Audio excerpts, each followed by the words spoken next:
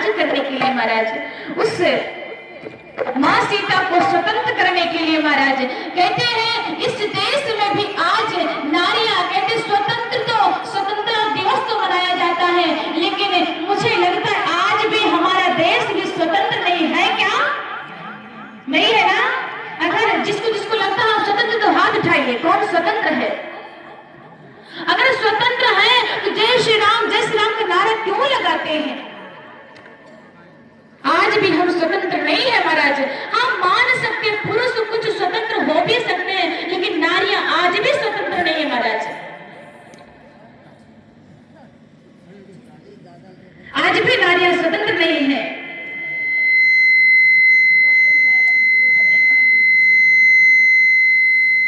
कहते महाराज नारी कब स्वतंत्र हो सकती है? जब राम जैसे, कृष्ण जैसे इस धराधाम पर अवतार लेंगे, तब नारियां स्वतंत्र हो सकती है महाराज। द्रौपदी जैसी नारी, एक स्वयं श्री कृष्ण की मां देवकी भी जेल खाने में कंस जैसे राक्षस के बंधन में बंधी रहती महाराज, जेल खाने में रहती है, जो स्वयं श्री कृष्ण की मां है। जब श्री कृष्ण जैसे पुत्र जन्म होते हैं, द्रौपदी जैसी और देवकी जैसी नारी भी स्वतंत्र हो जाती है महाराज।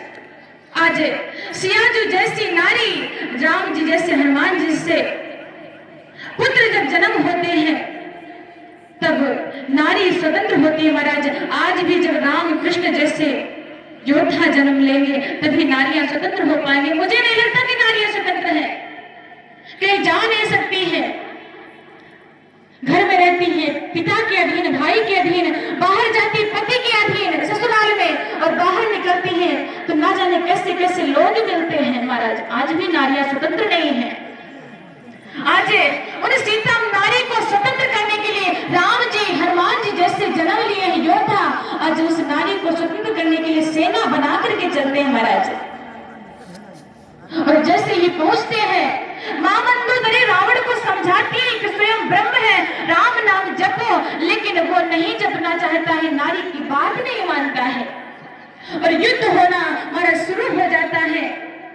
सारे राक्षसों का वध करते हैं महाराज। मेघनाद का वध होता है श्री लक्ष्मण जी महाराज के द्वारा।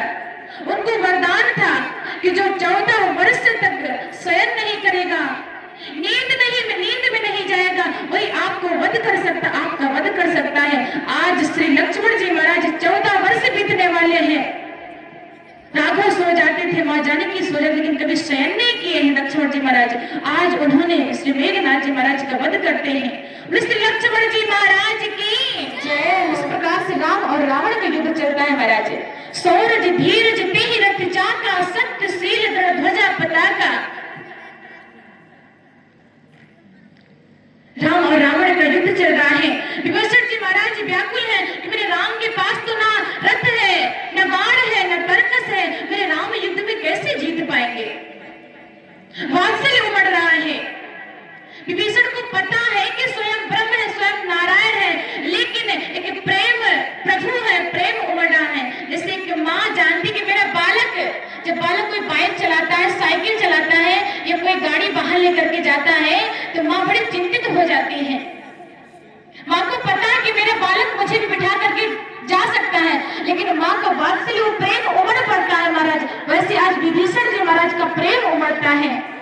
जानते हुए भी राघव सरकार से कहते हैं प्रभु आपके पास कुछ नहीं है, लेकिन राघव सरकार कहते हैं सत्यशील दृढ़ ध्वजा पताका, मेरे पास धर्म का ध्वजा है, धर्म का रथ है, सत्य है, शील है मेरे पास ऐसे ऐसे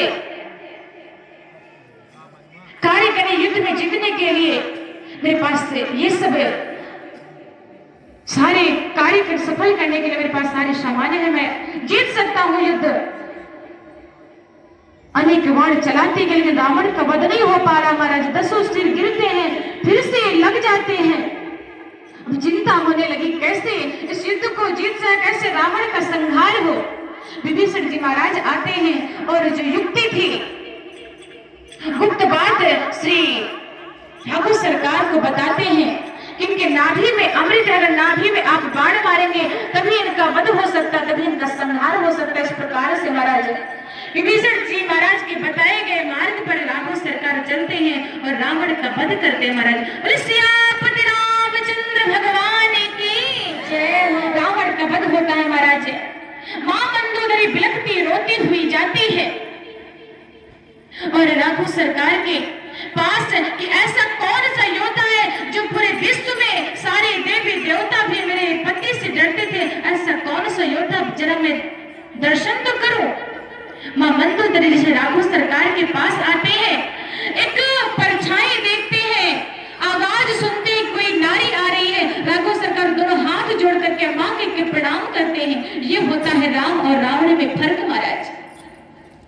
जो एक राम की नारी का अपहरण करके लेके आया था, वही राम आज मंदोदरी को दोनों हाथ जोड़कर प्रणाम करते हैं दूर से। मातृवत परदारेषु परद्रव्येषु लोष्टवत। पराई नारी को मां के समान, बहन के समान समझना ही राम कहलाता है महाराज। मातृवत परदारेषु परद्रव्येषु लोष्टवत। आज राम जी मंदोदरी को समझाते हैं। इस प्रकार से रावण का वध हो गया। विभीषण जी महाराज को राज तिलक करते हैं, लंका का राजा बना करके महाराज वहां से रथ पर, सिंहासन रथ पर विराज होकर के श्री राम लक्ष्मण मां जानकी को स्वतंत्र होकर के रथ में बिठाते हैं महाराज। रथ सजाया जाता है और सारे वानर, रीछ, अंगद, हनुमान सहित सारे लोग श्री अवध धाम के लिए चलते हैं। थोड़ी दूर बचा था अवध नगरी आने का। हनुमान जी से कहते हैं कि 14 वर्ष बीतने में एक दिन बचा है और जाके भरत जी महाराज को बताइए, नहीं तो वो प्राण त्याग देंगे। आज भरत महाराज व्याकुल हैं, कहते 14 वर्ष बीतने वाले हैं और अभी हमारे राम, हमारे प्रभु नहीं, हमारे भैया नहीं आए हैं। मैं नहीं जी सकूंगा 14 वर्ष से, मैं एक दिन भी आगे मैं अपने प्राण नहीं रख सकता। जैसे ही श्री हनुमान जी महाराज पहुंचते हैं और खबर देते हैं कि राम सीता सहित, लखन सहित, सारी सेना सहित श्री राम राघव सरकार आपके अवध पधारे हैं महाराज। सारी अयोध्या में, सारी अयोध्या में खुशी की लहर उठ गई महाराज। सारी अयोध्या सजने लगती है पुनः। और भरत जी महाराज